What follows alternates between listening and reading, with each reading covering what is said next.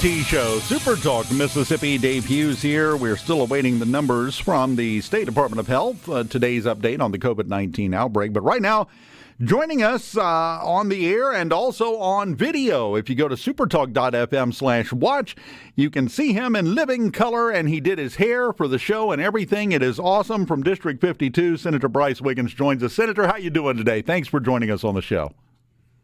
Good, Dave.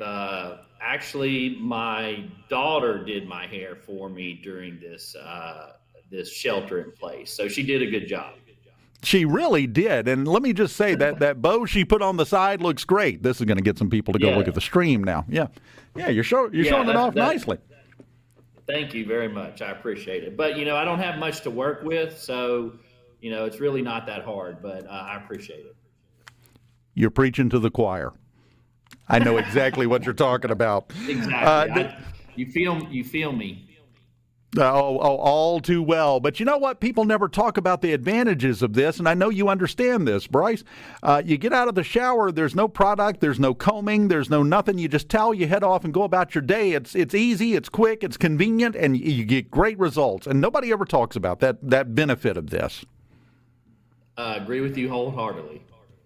Now, of course, the all this that I'm talking about is we're both as bald as a cue ball. So that's the comment there. Well, wait a minute. I think I got a little more than you do, so I'll go with that. Rub it in, Brice. Go ahead. Just okay. Keep rubbing it in. Keep poking me. That's fine. When I saw that we were talking about having you on and we talked about it, my first question was, gee, there's nothing going on with the legislature to talk to him about right now, is there? I don't been know. a busy week. Watching what happened on Friday, I think it certainly has made the media rounds, that's for sure. That's an understatement. Well, why don't let's just start our whole conversation here. I'm going to give you the floor. You tell me about this from your perspective and about what's going on that's been in the news, however you want to put it. Well, thanks, Dave. So I'll go back to when this first broke. I have said from day one that this needed to, if it resulted in what has resulted, this needed to go by fast. And I've used the term a bump in the road. And because the citizens in Mississippi, particularly those unemployed, those who are sick, family members who have family members dying, do not want to see a fight between their government leaders. Okay. Now I say that to say that I recognize that there are times you have to do what needs to be done. And from day one, and you can go check my social media feed, I said this. I've also been given Facebook updates on a regular basis, and I've said this, and that is that the American citizens and Mississippi citizens are watching democracy in action. So, and it's a good thing. It is, these things are what make America and our state great. And it ain't pretty. Democracy's messy, but that's what happens. And then to give a further background, I have been one of the biggest vocal supporter anyway, of the governor in terms of how he's the orders that he's been doing, and particularly taking the Mississippi perspective of the orders as opposed to a one size fits all, and doing that. So what really, I guess, kicked this off was the CARES Act money that was that is coming from Congress. And I'm going to, I don't want to get people too confused so that they gloss over, but suffice it to say that there's a certain part of the money that went to the state. And then it has always been the prerogative, and not just the prerogative, but the constitutional authority for the legislature to appropriate money. And so what is unique in this situation is that that under the CARES Act, the money, if there was a city that was, over 500,000, that money was going directly to the cities. Well, Mississippi doesn't have a city of 500,000. Okay. So by operation of the law, it defaults back to the state. And thus you have this this back and forth between the executive and the legislative branch as to what is the state.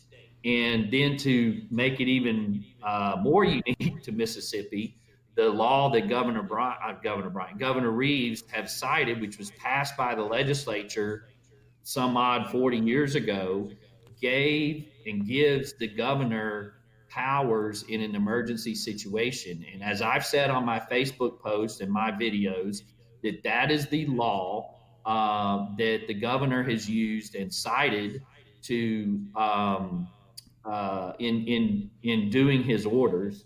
And I'm sorry, I have a description over here that I use, kind of my whiteboard, that I explain that on my Facebook post. But that's the law that the governor has cited. And then ultimately it came down to another one within that law that says about receiving and utilizing federal funds. So it can get, so like I said, this is democracy in action about what's going on. And I will say this, the media, certain aspects of the media want this out to be a civil war.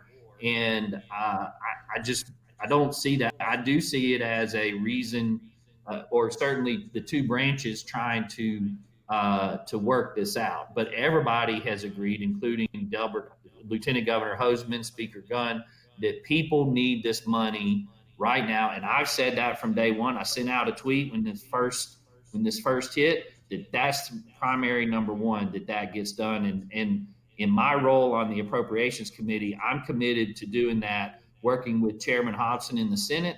I'm committed with working with the governor's office. And let me say this, the debate that happened on Friday was about the money. Well, of that money that we're talking about, $100 million was, quote, left in that account that the governor can access for this emergency circumstances that's going on. So, I hope I covered enough there for you, Dave.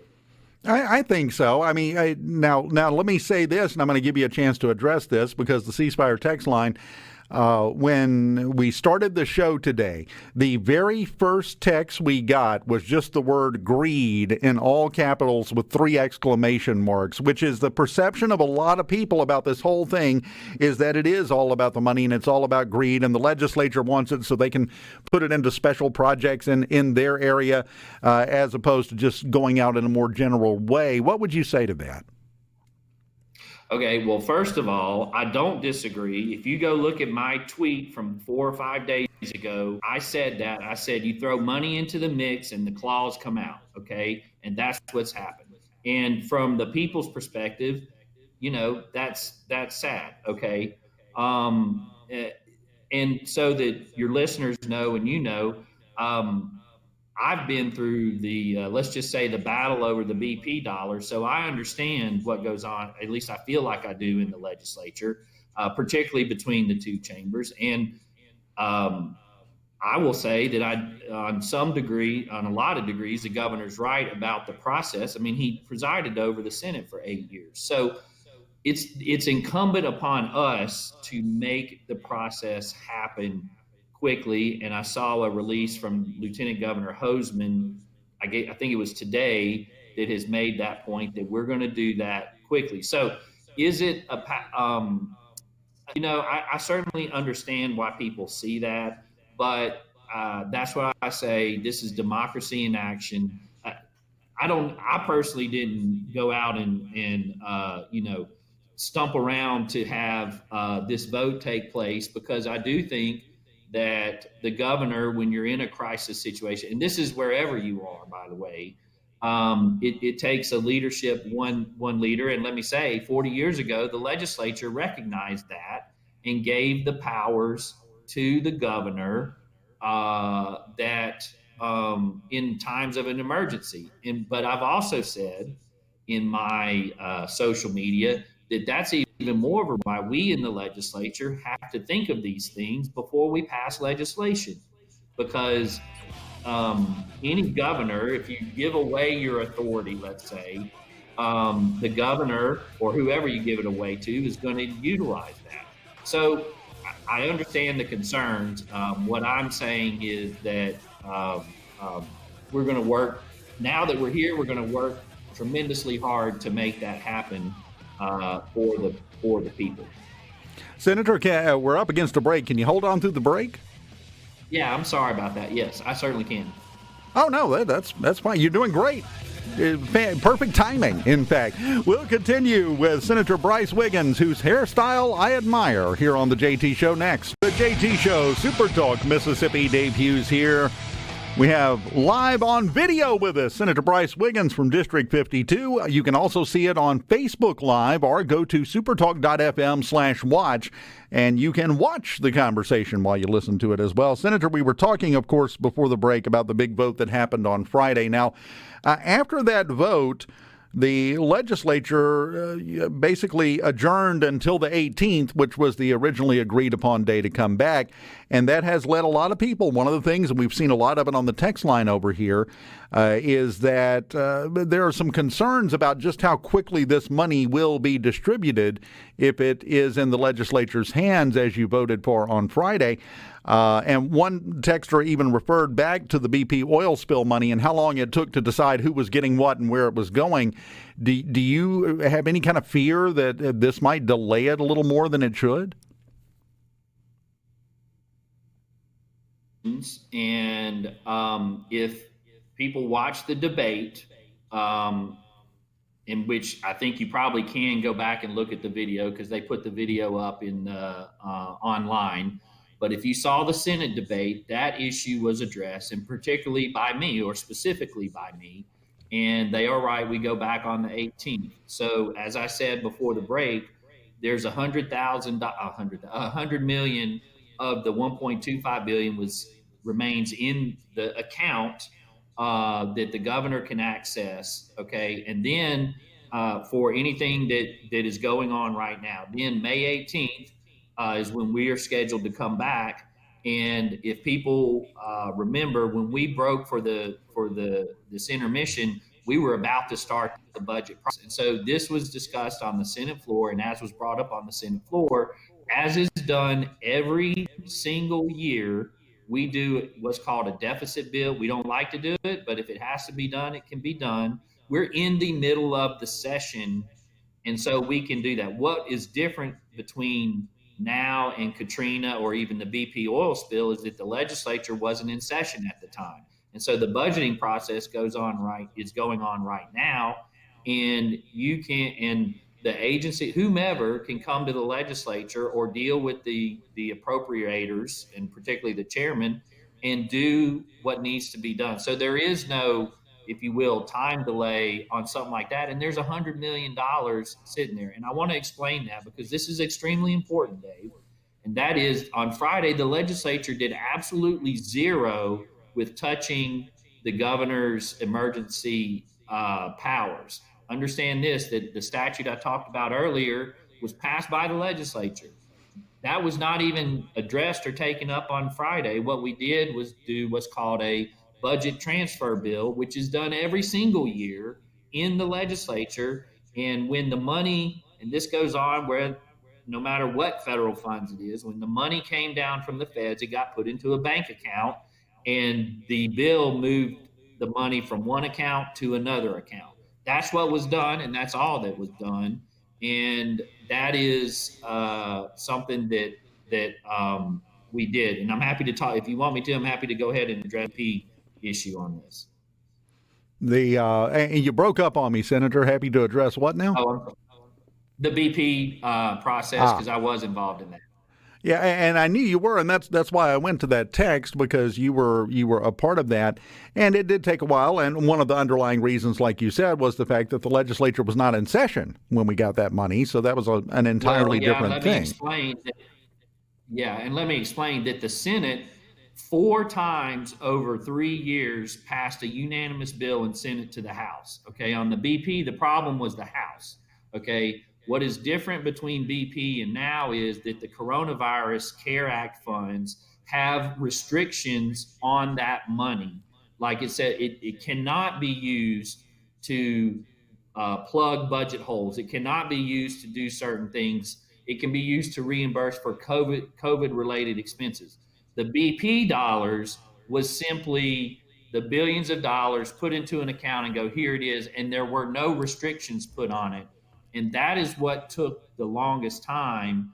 And honestly, on the CARES Act, the Congress did that, and we, in essence, don't have to do that with the CARES Act money that we've been talking about.